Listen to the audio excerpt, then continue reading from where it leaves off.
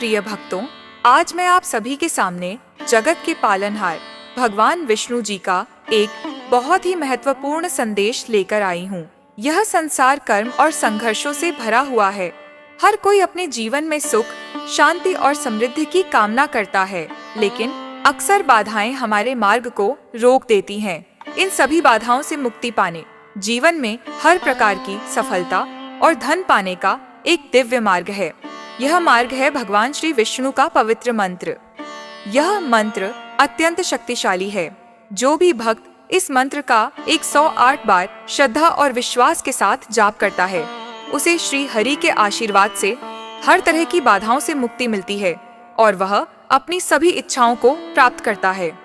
यह मंत्र न केवल आपको बाहरी सुख देता है, बल्कि आपके मन को भी शुद्ध करता है। प्रिय भक्तों, मैं आपको विष्णु पुराण की एक कथा सुनाती हूँ। यह उस समय की बात है जब धरती पर राक्षसों का अत्याचार बहुत बढ़ गया था। मनुष्य और देवता सभी परेशान थे। तब देवताओं ने श्री विष्णु की शरण ली। उन्होंने श्री विष्णु का आवाहन किया और उनकी प्रार्थना सुनी गई। श्री विष्णु ने नारायण रूप में प्रकट होकर देवताओं के साथ मिलकर मंत्रों का जाप किया और अपनी दिव्य शक्तियों से राक्षसों का नाश किया।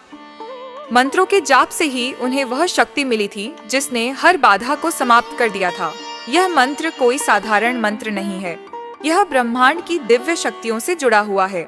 जब आप इस मंत्र का 108 बार जाप करते हैं, तो श्री विष्णु स्वयं आपके जीवन में प्रवेश करते हैं और अपने भक्तों की हर कठिनाई को दूर करते हैं, चाहे वह धन की कमी हो, कोई शारीरिक समस्या हो या मानसिक अशांति। श्री हरि के इस पवित्र मंत्र का 108 बार जाप करने से हर समस्या का समाधान होता है। प्रिय भक्तों, हम सभी जानते हैं कि जहाँ श्री विष्णु जी का नाम लिया जाता है, वहाँ देवी लक्ष्मी भी प्रसन्न होती हैं। माँ लक्ष्मी, जो धन और समृद्धि की देवी हैं, वे भी श्री विष्णु जी के भक्तों पर अपनी कृपा बरसाती हैं। जब आप श्रद्धा से श्री विष्णु जी के मंत्र का जाप करते हैं, तो माँ लक्ष्मी स्वयं आपके जीवन में धन और वैभव की वर्षा करती है। तो प्रिय भक्तों, अगर आप अपने जीवन में सच्ची समृद्धि, शांति और सफलता पाना चाहते हैं, तो इस मंत्र का 108 बार जाप या श्रवण जरूर करें। यह मंत्र आपके जीवन की हर बाधा को समाप्त करेगा और आपके सभी सपनों को साकार करेगा। अगर आप सच्चे मन से इस मंत्र का जाप करेंगे, तो श्री विष्णु स्वयं आपके जीवन में आएंगे और आपको हर प्रकार की समृद्धि और आशीर्वाद प्रदान करेंगे। जब आप इस मंत्र का जाप करेंगे, तो आपके जीवन में अद्भुत परिवर्तन आएंगे। आपका स्वास्थ्य उत्तम होगा, आपके धन में वृद्धि होगी और आपको मानसिक शांति प्राप्त होगी। तो प्रिय भक्तों, आज से ही श्री विष्णु जी के इस मंत्र का 108 बार जाप या श्रवण करना शुरू करें। भगवान विष्णु जी का आशीर्वाद सदा आपके साथ रहेगा। कृपा पाने के लिए इस वीडियो को दिल से एक लाइक करके हमारे चैनल सनातन ज्ञान को सब्सक्राइब करें और कमेंट में जय लक्ष्मी नारायण लिखना बिल्कुल ना भूलें। तो चलिए हमारे साथ इस मंत्र का स्मरण करिए। ओम कृष्णाय वासुदेवाय हरये परमात्मने प्रणतः क्लेशनाशाय गोविन्दाय नमो नमः। ओम कृष्णाय वासुदेवाय हरये परमात्मने प्रणतः क्लेशनाशाय गोविन्दाय नमो नमः। ओम कृष्णाय वासुदेवाय हरये परमात्मने प्रणतः क्लेशनाशाय गोविन्दाय नमो नमः। ओम कृष्णाय वासुदेवाय हरये परमात्मने प्रणतः क्लेशनाशाय गोविन्दाय नमो नमः। ओम कृष्णाय वासुदेवाय हरये परमात्मने प्रणतः क्लेशनाशाय गोविन्दाय नमो नमः।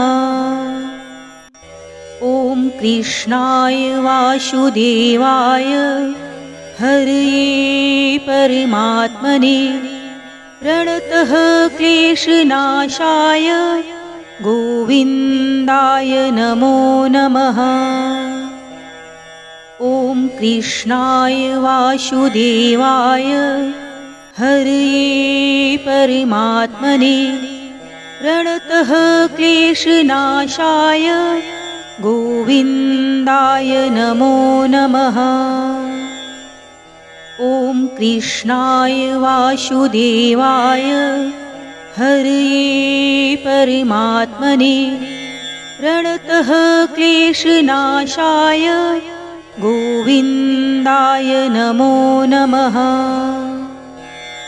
ॐ कृष्णाय वासुदेवाय हरये परमात्मने प्रणतः क्लेशनाशाय गोविन्दाय नमो नमः। ॐ कृष्णाय वासुदेवाय हरये परमात्मने प्रणतः क्लेशनाशाय गोविन्दाय नमो नमः। ॐ कृष्णाय वासुदेवाय हरये परमात्मने प्रणतः क्लेशनाशाय गोविन्दाय नमो नमः। ॐ कृष्णाय वासुदेवाय हरये परमात्मने प्रणतः क्लेशनाशाय गोविन्दाय नमो नमः। ॐ कृष्णाय वासुदेवाय हरये परमात्मने प्रणतः क्लेशनाशाय गोविन्दाय नमो नमः। ॐ कृष्णाय वासुदेवाय हरये परमात्मने प्रणतः क्लेशनाशाय गोविन्दाय नमो नमः। ॐ कृष्णाय वासुदेवाय हरये परमात्मने प्रणतः क्लेशनाशाय गोविन्दाय नमो नमः।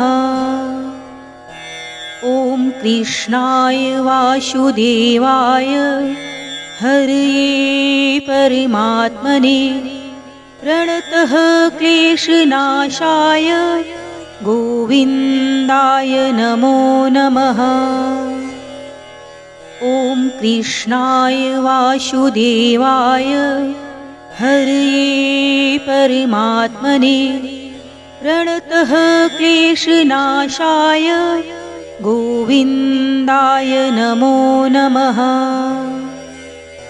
ॐ कृष्णाय वासुदेवाय हरये परमात्मने प्रणतः क्लेशनाशाय गोविन्दाय नमो नमः।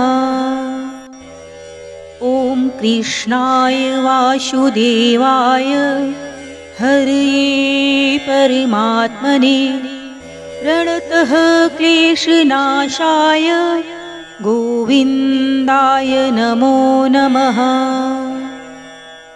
ॐ कृष्णाय वासुदेवाय हरये परमात्मने प्रणतः क्लेशनाशाय गोविन्दाय नमो नमः। ॐ कृष्णाय वासुदेवाय हरये परमात्मने प्रणतः क्लेशनाशाय गोविन्दाय नमो नमः। ॐ कृष्णाय वासुदेवाय हरये परमात्मने प्रणतः क्लेशनाशाय गोविन्दाय नमो नमः। ॐ कृष्णाय वासुदेवाय हरये परमात्मने प्रणतः क्लेशनाशाय गोविन्दाय नमो नमः। ॐ कृष्णाय वासुदेवाय हरये परमात्मने प्रणतः क्लेशनाशाय गोविन्दाय नमो नमः। ॐ कृष्णाय वासुदेवाय हरये परमात्मने प्रणतः क्लेशनाशाय गोविन्दाय नमो नमः। ॐ कृष्णाय वासुदेवाय हरये परमात्मने प्रणतः क्लेशनाशाय गोविन्दाय नमो नमः। ॐ कृष्णाय वासुदेवाय हरये परमात्मने प्रणतः क्लेशनाशाय गोविन्दाय नमो नमः। ॐ कृष्णाय वासुदेवाय हरये परमात्मने प्रणतः क्लेशनाशाय गोविन्दाय नमो नमः। ॐ कृष्णाय वासुदेवाय हरये परमात्मने प्रणतः क्लेशनाशाय गोविन्दाय नमो नमः। ॐ कृष्णाय वासुदेवाय हरये परमात्मने प्रणतः क्लेशनाशाय गोविन्दाय नमो नमः। ॐ कृष्णाय वासुदेवाय हरये परमात्मने प्रणतः क्लेशनाशाय गोविन्दाय नमो नमः। ॐ कृष्णाय वासुदेवाय हरये परमात्मने प्रणतः क्लेशनाशाय गोविन्दाय नमो नमः। ॐ कृष्णाय वासुदेवाय हरये परमात्मने प्रणतः क्लेशनाशाय गोविन्दाय नमो नमः।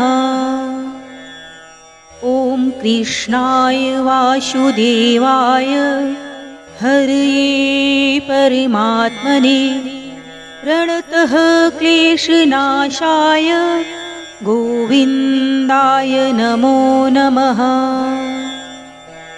ॐ कृष्णाय वासुदेवाय हरये परमात्मने प्रणतः क्लेशनाशाय गोविन्दाय नमो नमः।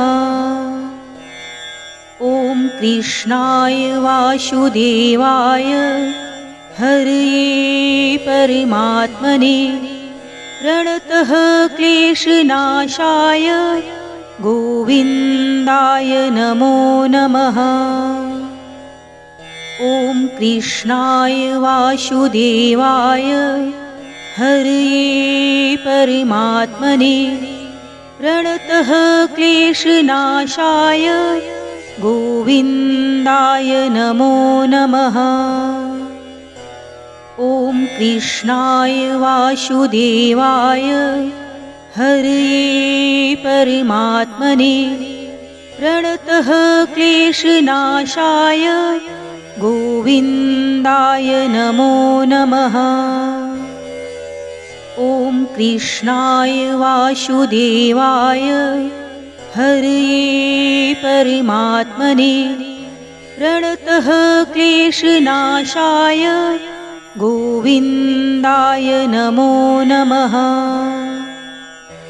ॐ कृष्णाय वासुदेवाय हरये परमात्मने प्रणतः क्लेशनाशाय गोविन्दाय नमो नमः।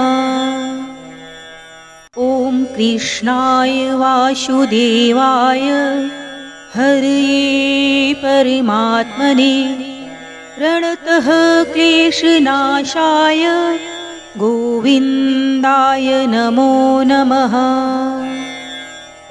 ॐ कृष्णाय वासुदेवाय हरये परमात्मने प्रणतः क्लेशनाशाय गोविन्दाय नमो नमः।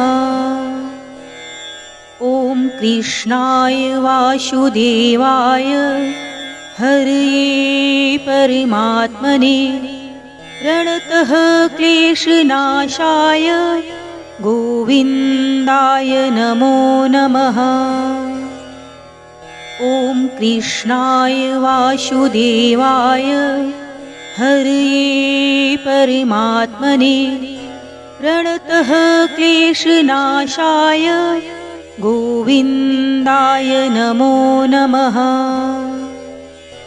ॐ कृष्णाय वासुदेवाय हरये परमात्मने प्रणतः क्लेशनाशाय गोविन्दाय नमो नमः।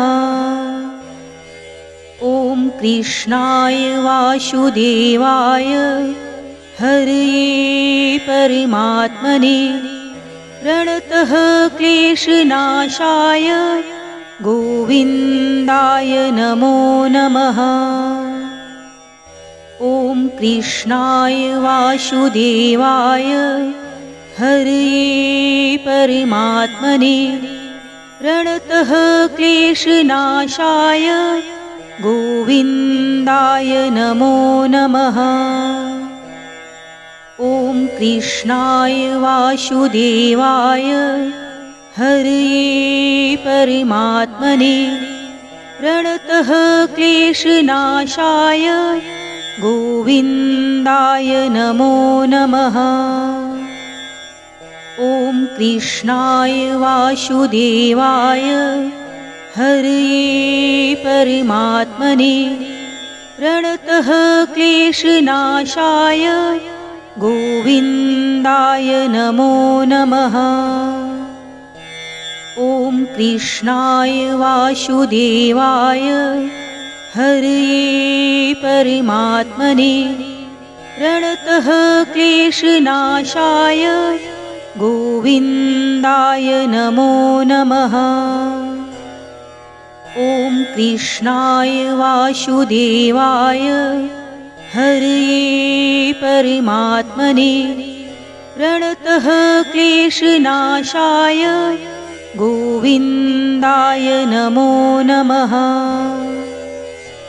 ॐ कृष्णाय वासुदेवाय हरये परमात्मने प्रणतः क्लेशनाशाय गोविन्दाय नमो नमः। ॐ कृष्णाय वासुदेवाय हरये परमात्मने प्रणतः क्लेशनाशाय गोविन्दाय नमो नमः। ॐ कृष्णाय वासुदेवाय हरये परमात्मने प्रणतः क्लेशनाशाय गोविन्दाय नमो नमः। ॐ कृष्णाय वासुदेवाय हरये परमात्मने प्रणतः क्लेशनाशाय गोविन्दाय नमो नमः। ॐ कृष्णाय वासुदेवाय हरये परमात्मने प्रणतः क्लेशनाशाय गोविन्दाय गोविन्दाय नमो नमः।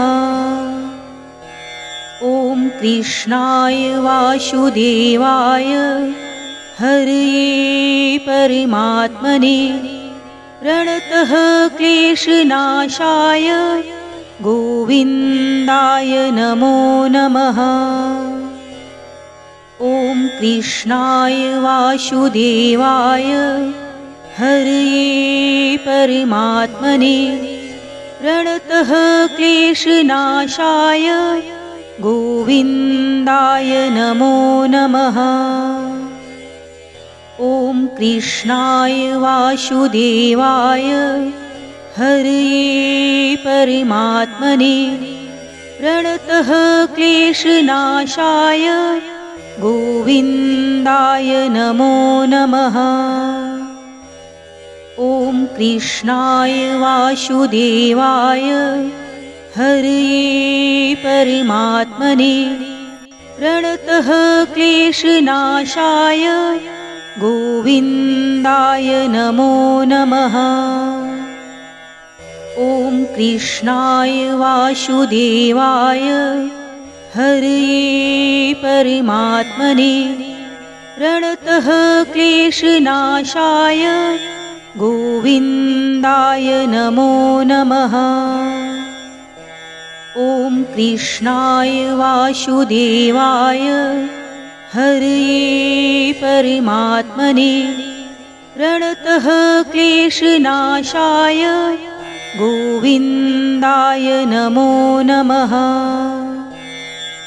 ॐ कृष्णाय वासुदेवाय हरये परमात्मने प्रणतः क्लेशनाशाय गोविन्दाय नमो नमः। ॐ कृष्णाय वासुदेवाय हरये परमात्मने प्रणतः क्लेशनाशाय गोविन्दाय नमो नमः। ॐ कृष्णाय वासुदेवाय हरये परमात्मने प्रणतः क्लेशनाशाय गोविन्दाय नमो नमः। ॐ कृष्णाय वासुदेवाय हरये परमात्मने प्रणतः क्लेशनाशाय गोविन्दाय नमो नमः। ॐ कृष्णाय वासुदेवाय हरये परमात्मने प्रणतः क्लेशनाशाय गोविन्दाय नमो नमः। ॐ कृष्णाय वासुदेवाय हरये परमात्मने प्रणतः क्लेशनाशाय गोविन्दाय नमो नमः।